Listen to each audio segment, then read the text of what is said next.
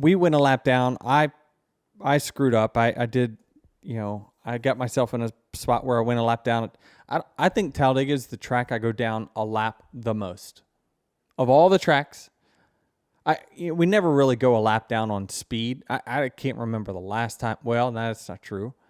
I remember going 5 laps down or some at Martinsville 2 years ago. Like it was, because we were talking, me and my crew chief were talking during qualifying, like, what's our worst performance? And I'm like, oh, it's got to be Martinsville. Like, yeah, that's pretty bad. It was, we were legit 28th. It might have been the first next gen race. It was a very cold race, I remember. It was? Yeah. It was very cold. Yeah, it was just one where we missed the setup and, then we go and we dominate the fall race. Like, we had the worst performance to the best performance ever at one racetrack in 1 year. But it's just one of those things where you don't have a lot of practice, or maybe we had no practice at all. That might have been the case. We had no practice, went straight into the race, and we missed something big. And I say that because Talladega, it seems like I always go a lap down, and it certainly is not on performance. It's performance all right. It's the driver just absolutely, I really can't even put words to it. Like I know I've got enough notes. I've got enough self-awareness to know, okay, don't do this. You've done this in the past. To stay close to the pack. If you're going to lag back, don't lag back too far. I've lost the draft there before. This is even in Gen 6 days. And then gone a lap down that way, got trapped a lap down. So needless to say, I was very, very happy to get my lap back. I'm sitting there and just hoping a caution comes out in some kind of way. It forced me to have to race harder than I ever had to race at that point of a race in Talladega. I did not, I typically don't try to push the envelope too early in a super speedway race. I like to manage my risk. When I think that things are calm, I'll go ahead and maybe mix it up. But when things are crazy, I try to get out of it. But man, did it again. And when I speed at Talladega, it's always the first section, which really has the biggest amount of buffer of any other section on pit road. So the reason I did it this time, and you just try to rationale with it, is that I'm leading the pack. I'm leading the race. I come to pit road. I am trying not to get, my mindset was don't get ass packed here, which means like I'm trying not to get run over by the cars that I know are pitting right behind me.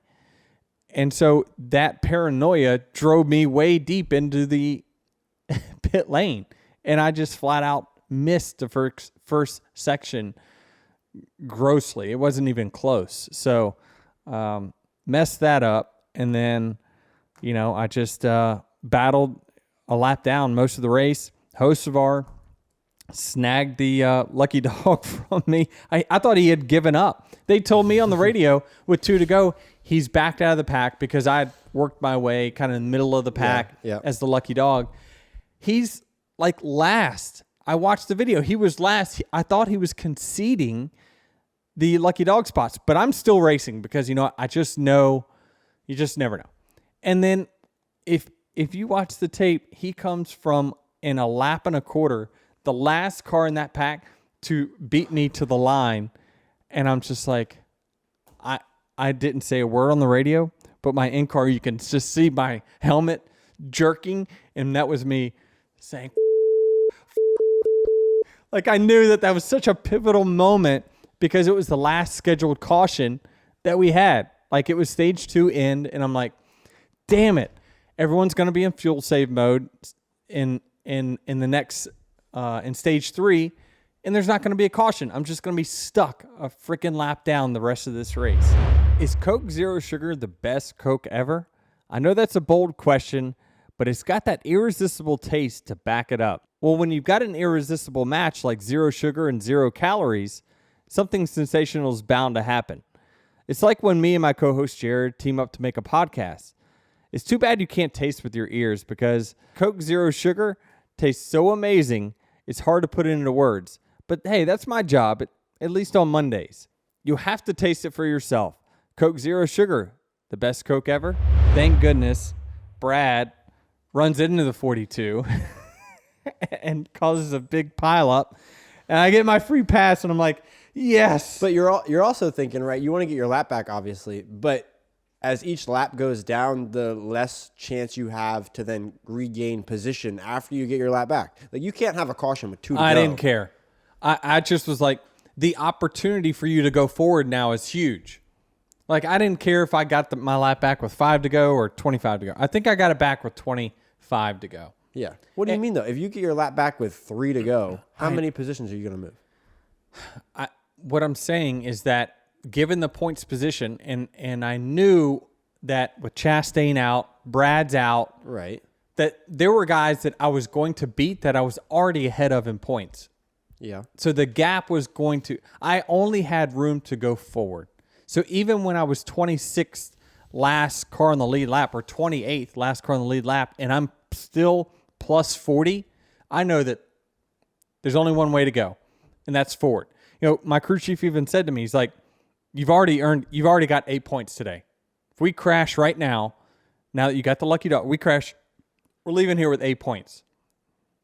We only were trying to get a certain amount of points, right? And so I feel like there was only room to go up at that point, right? So every position I gained in the last lap or so, I was like, there's 1, 2, 3, 4. Like, I knew my buffer to the cut line just kept increasing, and I'm looking and I'm passing playoff cars, and I'm like, oh, this is just money. This is gonna, wherever we're gonna be at the end of this race is gonna be good as long as we don't crash. And if I crash, I'm looking and there's playoff cars all around me. I'm like, we're crashing together. And so I built that buffer during Texas through stages and a good finish. So that earned me the relaxation of yes, we're 28th with 25 to go. It's no big deal. We're going to be fine. We have a couple other playoff cars already out of the race. We're in a good spot here no matter what. It's only up. I guess, is it uphill or downhill? Well, It's all downhill from here. You know, but people, when people say downhill, they mean it in a negative way, right? No, it's good. It's all downhill from here. That's a good thing. Okay. So we knew it was all downhill from there. Yeah, we knew it was all downhill once we got the lucky dog. But when we were lapped down, it was like we could finish 28th or 30th, whatever where I was. It was bad. And it's like, you're locked in here. There's no way to go forward. So just wild that last week 11th with no stage points wasn't good enough for you. I mean, that'd been so. Well, I think it was. I had a tweet ready in my draft saved. Like, I blame Jared for this race. Like, I think Denny had to outrace the competition and your jinx, Jared. Jinx. He sped on pit road. He did it to himself. But I think because you put that out there and to like. No, I don't buy into that. Well, what was the first thing you said to me? I left pit road. I got out of the car, did media, left pit road, sat in the golf cart. First thing Jared says, well, guess you wouldn't have taken 11th and no stage points, huh? I was like, when you were riding a lap down, I bet you were wishing you could take 11th with no stage points, huh? Yeah, that's what it was. And he was like, well, it was this. And I was like, all right, you know what? Never mind. Trust me, there was a point in the race. So I always kind of reset goals depending on what goes on in the race, right? And I told Jess is when I got my lap back, I instantly said 15th. My goal is to get back to the top 15 here because there was another caution that came out that we only had about 15 laps of racing at the end where we went from the 26th to 3rd. And so I changed my goals at that point to 15th. That's what I was trying to get back to, but we obviously exceeded it there at the end.